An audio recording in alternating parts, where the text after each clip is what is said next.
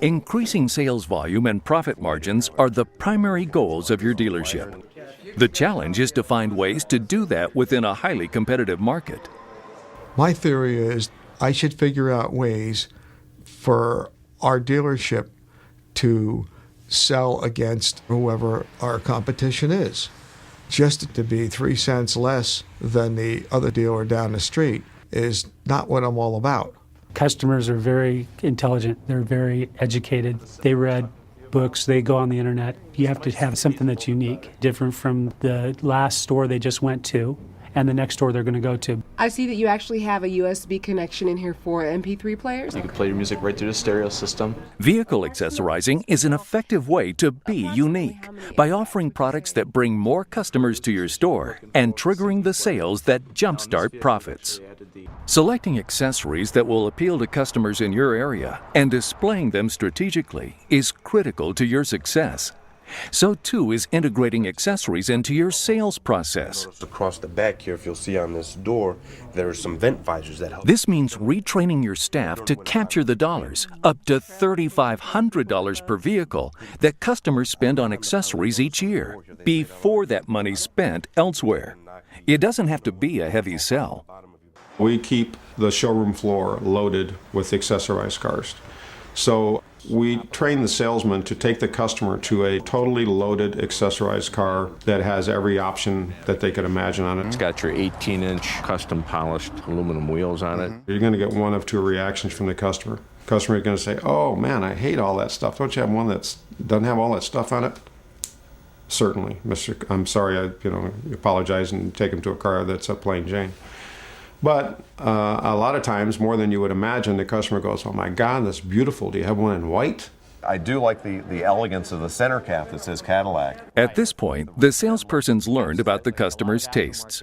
Next comes finding out more about personal preferences and suggesting options that will land the customer in a unique vehicle.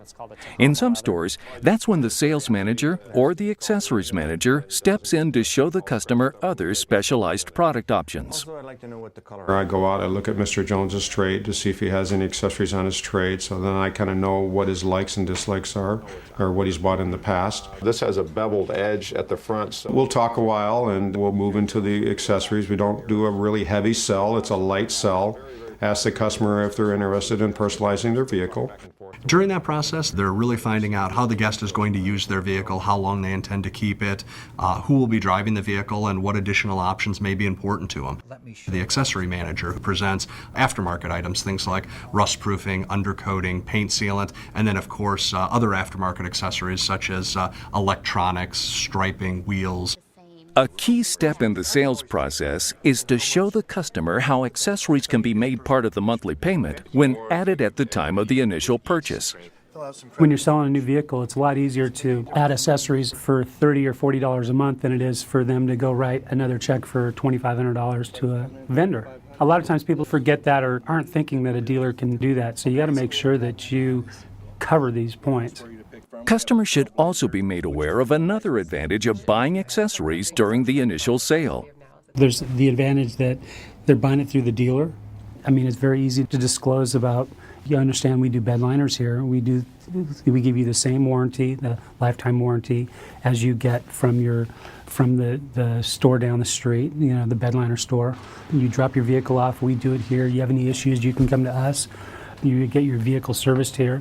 Your accessories are done here, so if you have any issues with your accessories, we'll take care of them. You come to us. We put a fender vent in this just to offset the lines of the vehicle a little bit. Being successful at selling accessories starts with making them visible in your store.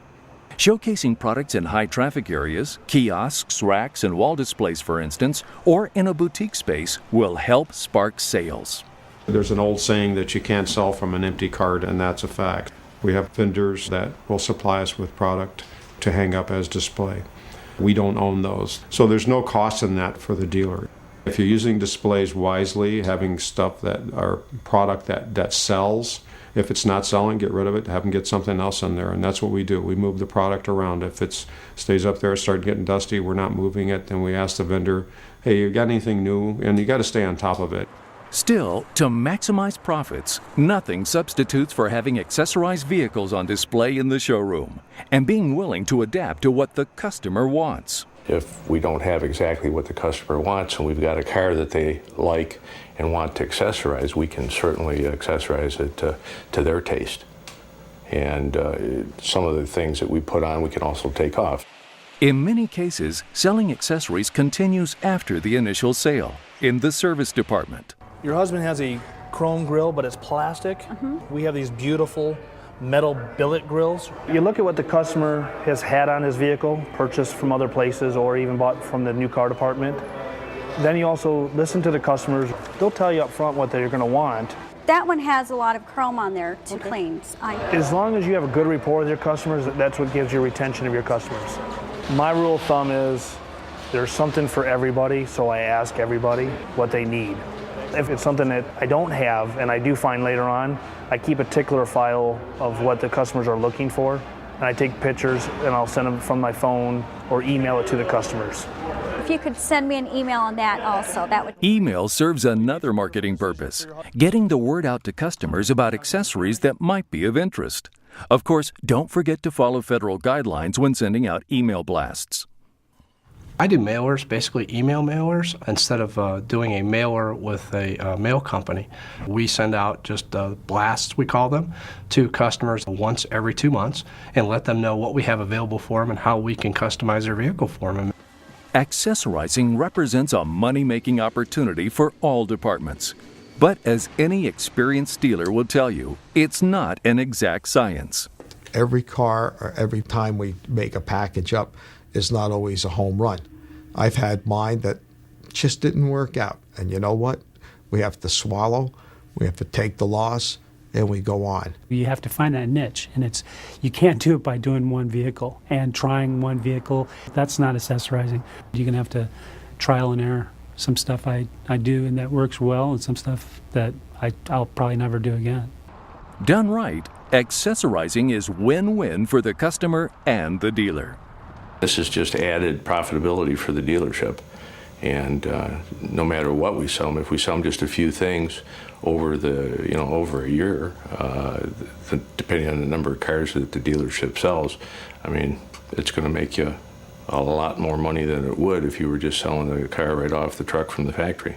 Anything we can do to make our vehicles more unique and more enjoyable for our guests to drive increases the likelihood of them coming back and purchasing a second, third, or even fourth vehicle from us. You're just making it easier to get the metal over the curb by accessorizing. You're letting your customer pick something out of your lot that he probably can't get somewhere else. All of a sudden they now saw something in your lot and say, wow, you know something? That's really neat looking. I think I'm going to buy that.